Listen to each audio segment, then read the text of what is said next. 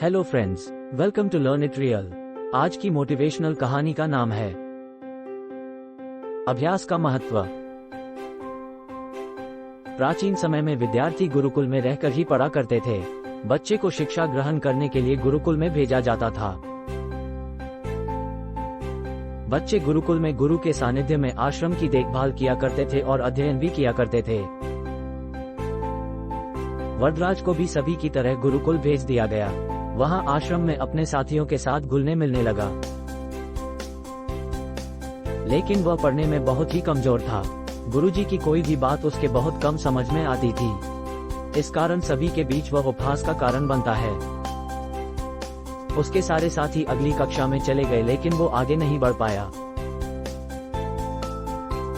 गुरुजी जी ने भी आखिर हार मानकर उसे बोला, बेटा वरदराज, मैंने सारे प्रयास करके देख लिए हैं। अब यही उचित होगा कि तुम यहाँ अपना समय बर्बाद मत करो।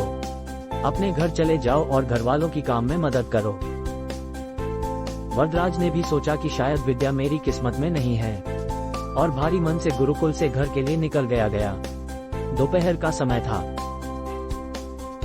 रास्ते में उसे प्यास लगने लगी। इधर उधर देखने पर उसने पाया कि थोड़ी दूर पर ही कुछ महिलाएं कुएं से पानी भर रही थी। वह कुएं के पास गया।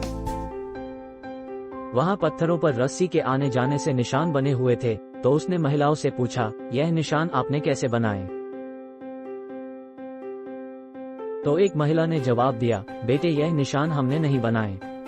ये तो पानी खींचते समय इस कोमल रस्सी के बार बार आने जाने से ठोस पत्थर पर भी ऐसे निशान बन गए हैं।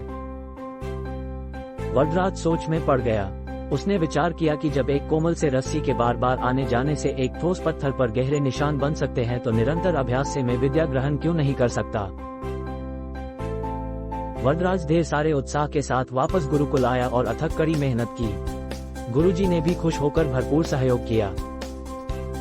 कुछ ही सालों बाद यही मंदबुद्धि बालक वरदराज आगे चलकर संस्कृत व्याकरण का महान विद्वान बना, जिसने लघु सिद्धांत कौमुदी, मध्य सिद्धांत कौमुदी, सार सिद्धांत कौमुदी, गीर्वाण पद्मंजरी की रचना की।